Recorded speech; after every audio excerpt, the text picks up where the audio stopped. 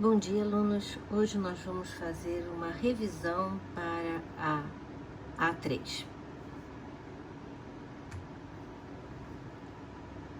Este primeiro slide resume todo o reino vegetal.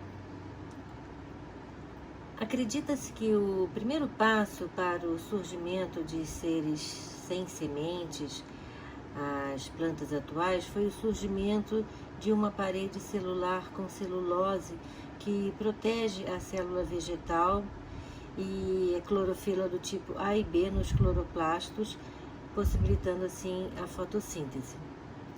As algas eram classificadas nas antigas classificações, reunidas as plantas em um mesmo reino, mas nas classificações atuais elas foram retiradas do reino Plantae porque elas liberam o seu zigoto no ambiente e o novo ser se desenvolve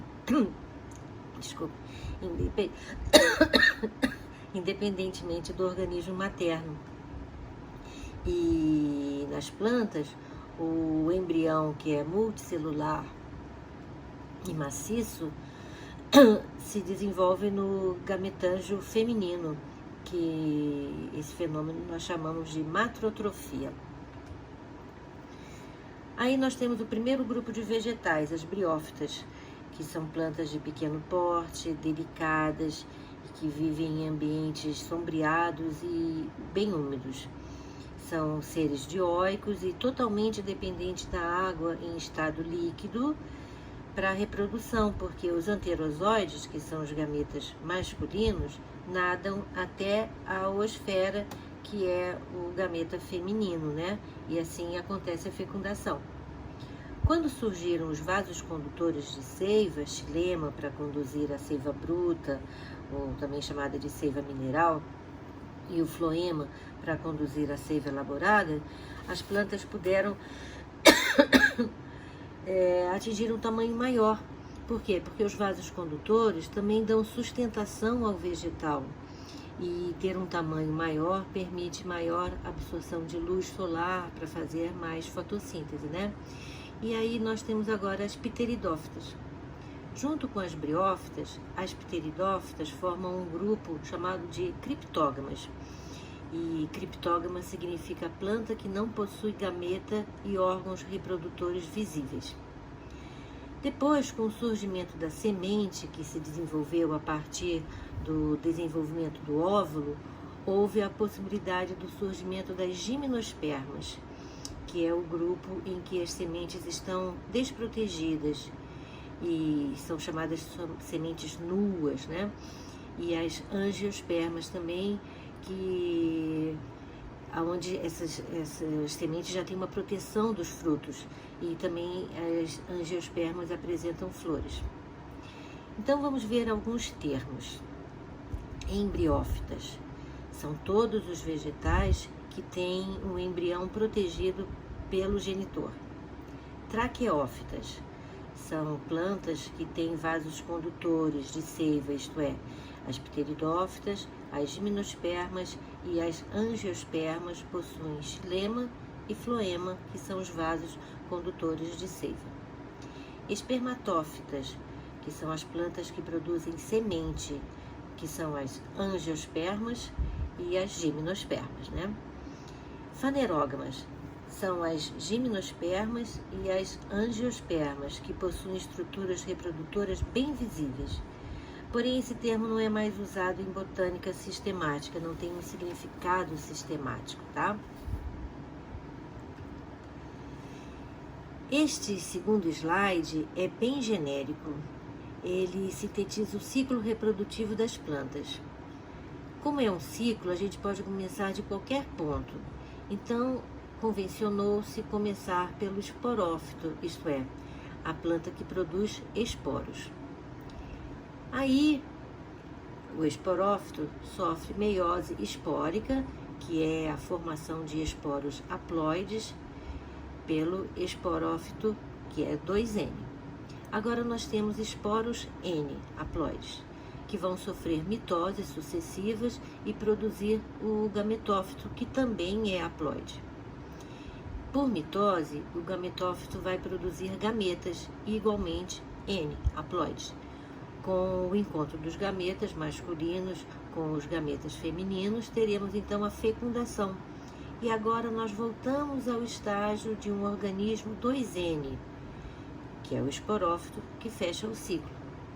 Este ciclo é um exemplo chamado de alternância de gerações, ou metagênese, que é quando a geração gametofítica se reproduz sexuadamente. A geração gametofítica haploide se reproduz sexuadamente, dando origem à geração esporofítica diploide, 2N, que se reproduz assexuadamente, originando a geração gametofítica haploide, e assim fecha o ciclo. Vamos ver então o ciclo de vida das briófitas.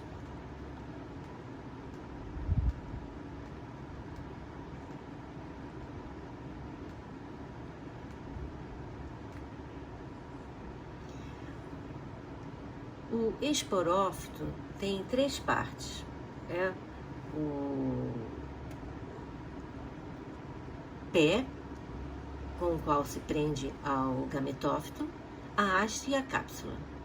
A cápsula vai sofrer, dentro da cápsula, meiose, e dentro da cápsula vão se formar os esporos. Os esporos haploides vão germinar, produzindo então gametófito feminino e gametófito masculino. Acontece a fecundação e pronto, formou o embrião que vai dar origem ao esporófito. Então nós vamos começar pelo esporófito 2N, que tem 3 partes. O pé, que fixa no gametófito feminino, a haste, que sustenta a cápsula. No interior da cápsula, por meiose espórica, formam-se os esporos N, haploides, que germinam quando eles caem num solo apropriado, um solo sombreado e úmido, e formam gametófitos masculinos e gametófitos femininos. Nos gametófitos masculinos, formam-se os anterídeos, ou gametângios haploides, que produzem anterozoides, que são os gametas masculinos. No gametófito feminino, formam-se arquegônios, que é o gametângio feminino, haploide, que guarda a oosfera, que é o gameta feminino. Através da água no estágio líquido, os anterozoides, que são flagelados, nadam até penetrar no arquegônio a fim de fecundar a oosfera. Depois da fecundação, origina-se o embrião 2N, que vai sofrer divisões mitóticas e vai se desenvolver em um esporófito, e o ciclo se fecha. Então, quando vocês encontrarem um esporófito, já saberão que ali também temos um gametófito feminino, porque a fecundação sempre ocorre no organismo materno, Então, o esporófito das briófitas sempre estará sobre o gametófito feminino e será transitório, isso é, ele só vai durar um período pequeno para que ocorra a formação de esporos. Aí ele vai morrer e vai cair. Então, como todas as plantas, as briófitas apresentam alternância de gerações no seu ciclo de vida. Porém, somente nas briófitas, o gametófito haploide é a geração mais duradoura e desenvolvida, e a geração esporofítica, isso é, o esporófito, é transitório e sempre se desenvolve sobre o gametófito feminino, nutrindo-se às custas dele até atingir maturidade, quando ele produz esporos e morre. As briófitas têm rizóides para fixação e um cauloide com filóides. A gente ainda não pode dizer que são raízes verdadeiras, nem um caule verdadeiro e nem folhas verdadeiras. Porém, eles não têm vasos condutores, então as briófitas são de pequeno porte e obrigatoriamente vivem em ambientes úmidos e sombreados. A absorção de água e sais minerais ocorre todo o corpo do vegetal. Na realidade, os rizóides têm mais a função de fixação do vegetal ao substrato, e a distribuição das substâncias absorvidas se dá por difusão.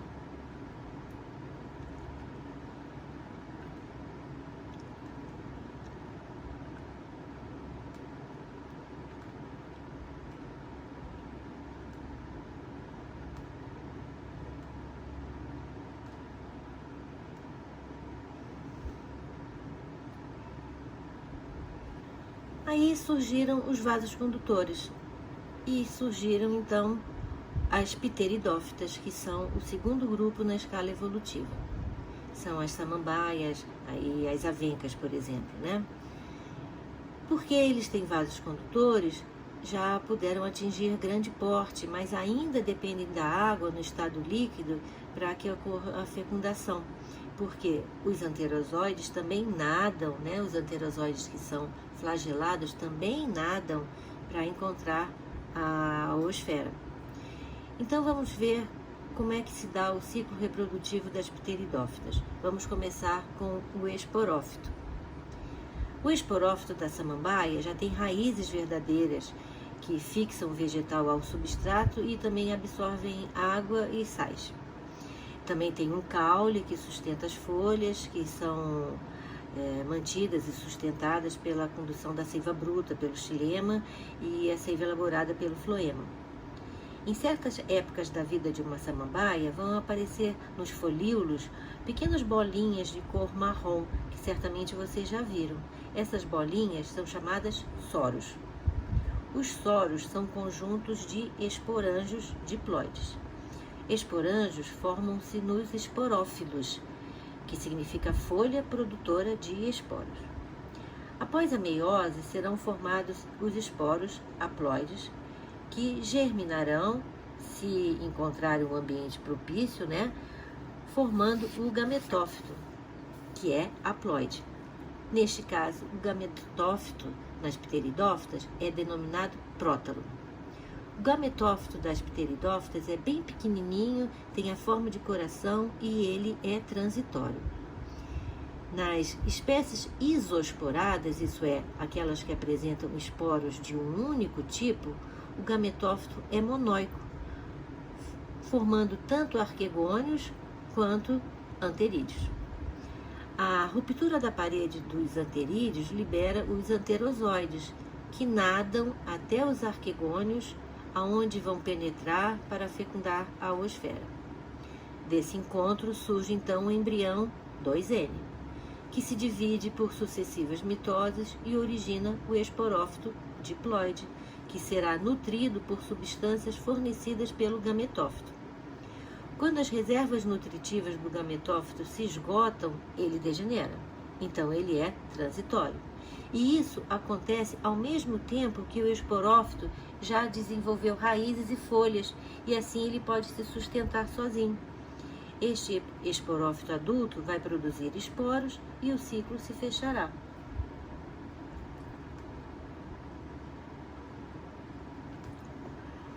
Agora nós vamos fazer uma ressalva. Existem pteridófitas que são heterosporadas, ao contrário do que nós acabamos de falar, que são pteridófitas isoesporadas. As pteridófitas heterosporadas formam dois tipos de esporos, o megásporo e o micrósporo. Nas licopodíneas, os esporófilos ficam reunidos nas extremidades de certos ramos, formando estruturas cônicas, parecendo espigas, que são denominadas estróbilos. Nos estróbilos se formarão os esporângios, onde estão os esporócitos, que são as células-mãe dos esporos, formados por meiose dessas células. Nos estróbilos das selaginelas, há esporângios de dois tipos: megásporo, que fica no megasporângio, nos megasporófilos, e o micrósporo, que fica no megasporângio, nos microsporófilos. Quando maduros, os microsporângios liberam micrósporos e os macrosporângios liberam macrósporos. A célula contida no micrósporo se divide por várias mitoses e forma o microgametófito N, que é o gametófito masculino, que é também chamado de microprótalo. Em seguida, cada microgametófito diferencia-se em um único anterídeo com anterosóides. O megagametófito, isto é, o gametófito feminino, ou também chamado de megaprótalo, forma-se por divisões mitóticas da célula contida no megásporo, isto é, esporo feminino. Na região do gametófito feminino, exposta pela ruptura da parede do megásporo, originam-se arquegônios, cada um com uma esfera, que é o gameta feminino. Aí, os anterosóides nadam através da camada de água que recobre o gametófito feminino até atingir os arquegônios, nos quais penetram e vão encontrar e fecundar a oosfera. Depois da fecundação, o zigoto 2N vai se dividir por mitoses e formar o embrião, que se desenvolverá no esporófito diploide e vai fechar o ciclo. Então, as selaginelas já são heterosporadas, porém, também dependem da água em estado líquido para que haja fecundação. É importante notar que as selaginelas, então, ainda dependem da água para a reprodução. Outra coisa que é importante é que elas apresentam redução do gametófito que se desenvolve no interior da parede do esporo, o que chamamos de endosporia. E também elas apresentam uma transformação do megagametófito em uma estrutura precursora da semente e também produzem 2 tipos de esporos, isso é, são heterosporadas.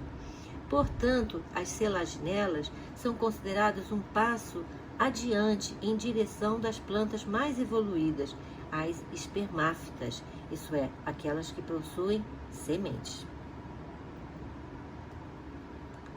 Vamos ver agora o ciclo reprodutivo das gimnospermas.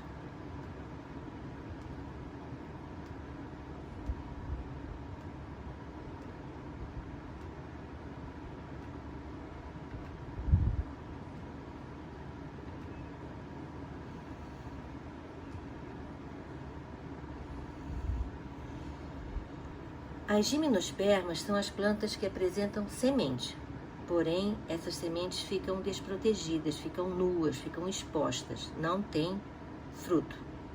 Vamos relembrar alguns detalhes. Primeiro, a semente é a estrutura reprodutiva que se forma a partir do desenvolvimento do óvulo. Porém, o termo óvulo não se refere ao gameta feminino como nos animais, tá? Nas plantas, o termo óvulo designa uma estrutura multicelular constituída por tecido diploide, originário do esporófito, e pelo gametófito haploide, que se desenvolve a partir do megásporo. Aí eu pergunto, já que inventaram tantos termos novos, custava inventar mais um para a gente não confundir? Bem, continuando. Antes de chegarmos ao ciclo evolutivo propriamente dito, vamos ver que as plantas com sementes não necessitam mais da água para a fecundação, porque o gametófito masculino parcialmente desenvolvido, que recebe o nome de grão de pólen, é transferido pelo ar para perto do gametófito feminino, que está no interior do óvulo. E esse fenômeno é chamado de polinização. A polinização, então, consiste na chegada do grão de pólen à micrópila do óvulo, isto é, à abertura do óvulo. Então, vamos ver agora o ciclo reprodutivo do pinheiro. Os estróbilos femininos dessa planta são as famosas pinhas, que vocês certamente conhecem como enfeites natalinos, né? Os microsporângios e o megasporângios nesta planta formam-se em estróbilos separados, porém localizados na mesma planta. No início da primavera, os microsporócitos, que são as células-mãe do grão de pólen, presentes nos microsporângios, sofrem meiose e formam os grãos de pólen, que são levados pelo vento até os megastróbilos e acabam aderindo-se a uma secreção produzida pela micrópila do óvulo. E aí a germinação do grão de pólen leva à formação do tubo polínico, aonde são lançadas células, a célula estéril e as células espermatógenas. Em seguida, pouco antes do tubo polínico alcançar o gametófito feminino, a célula espermatógena divide-se por mitose e forma, então, duas células espermáticas, que são os gametas masculinos. Cerca de 15 meses após a polinização, o tubo polínico atinge a oosfera e suas membranas se fundem. Uma das células espermáticas degenera e a outra se funde à oosfera, formando o embrião, que vai se desenvolver formando o esporófito diploide, completando o ciclo.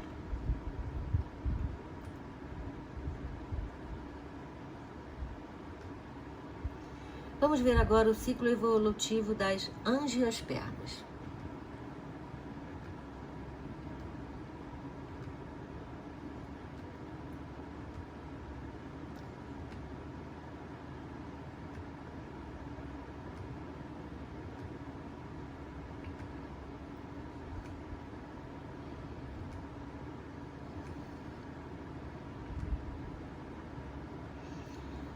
Não se esqueçam que as angiospermas apresentam duas características muito importantes: as flores e os frutos. Os frutos protegem a semente e garantem também a dispersão das espécies. Então, nós temos que falar sobre dois aspectos bem distintos das angiospermas para entendermos seu ciclo: as partes da flor e a dupla fecundação. Mas antes, a gente vai ressaltar que a polinização das angiospermas pode ser feita também pelo vento, que é o caso de anemofilia, mas geralmente ela é feita por insetos, no caso de entomofilia, pelo homem, que é uma polinização artificial, e também pode ser por morcegos, que é o caso da quiropterofilia. Vamos ver então as partes de uma flor completa, isso é, com os 4 verticilos florais.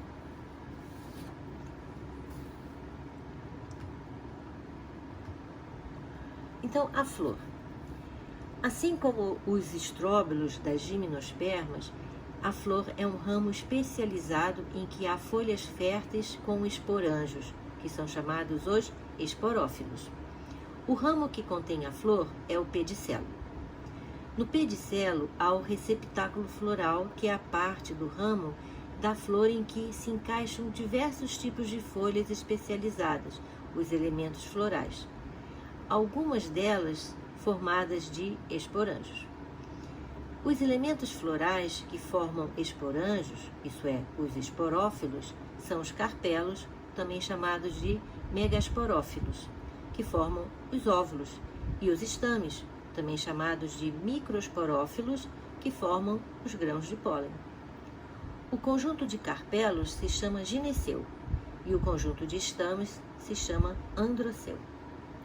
Além dos elementos férteis, a maior parte das flores possui elementos estéreis, que são as pétalas, cujo conjunto chama corola, e as sépalas, cujo o conjunto forma o cálice. O cálice e a corola formam o perianto. As pétalas geralmente são delicadas e coloridas, e as sépalas são menores, mais espessas e verdes. Os elementos florais férteis são os estames, que são chamados de microsporófilos, e os carpelos, que são os megasporófilos. O estame é formado por uma haste, que é o filete, que sustenta a antera, que contém 4 microsporângios, ou androsporângios, os sacos polínicos, dentro dos quais formam os microsporócitos, que são as células-mãe dos grãos de pólen.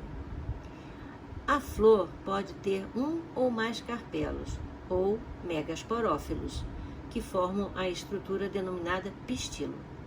O pistilo, então, é formado pelo estigma, que é a parte superior onde chegam os grãos de pólen, e também que produz uma substância meio pegajosa, assim, para evitar que o grão de pólen caia, né? Ele se cola ali no estigma. o estilete, no qual se formará o tubo polínico, e a parte inferior, geralmente inferior, que guarda os óvulos, que é o ovário. Nas angiospermas, como eu falei, ocorre a dupla fecundação. Vamos ver agora o que acontece na dupla fecundação.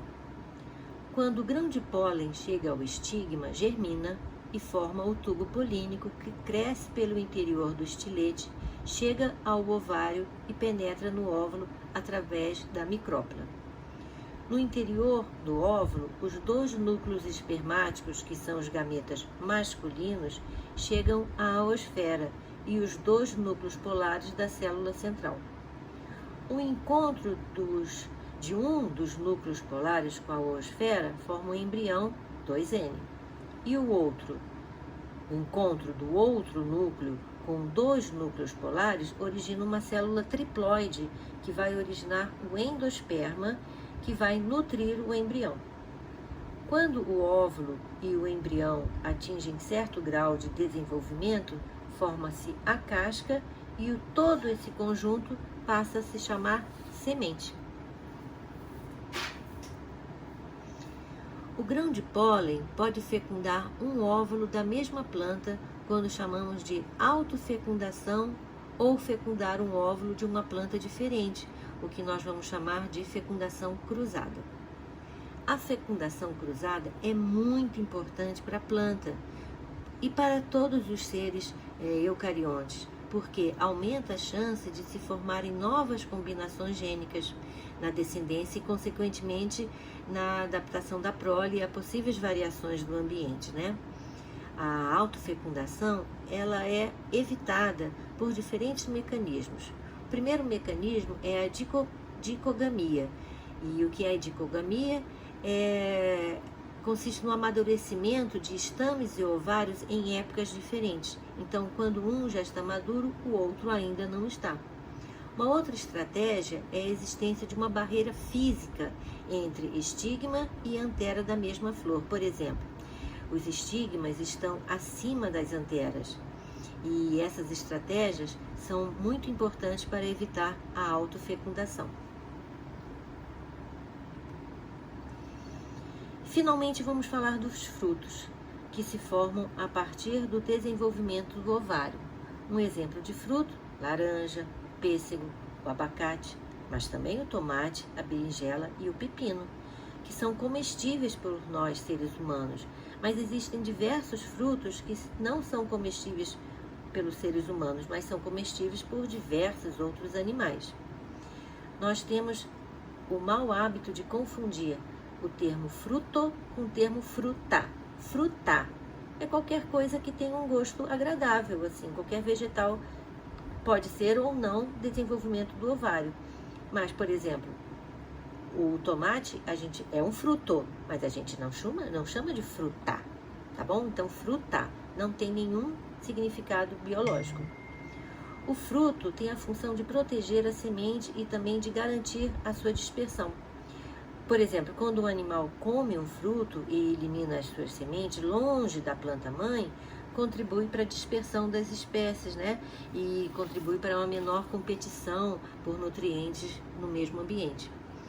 Também existem a infrutescência, como é o caso do abacaxi, o morango e a amora. As infrutescências são resultados da fecundação de uma inflorescência, isto é, várias flores ou vários ovários unidos.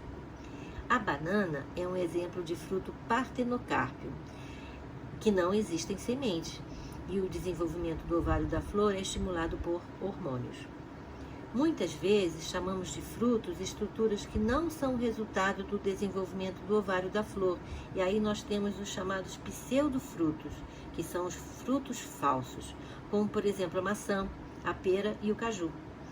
Que outras partes da flor, que não o ovário, podem acumular substâncias nutritivas e se tornarem comestíveis, como por exemplo o receptáculo floral ou mesmo o pedúnculo floral. Mas geralmente o que era o ovário após a fecundação será o fruto.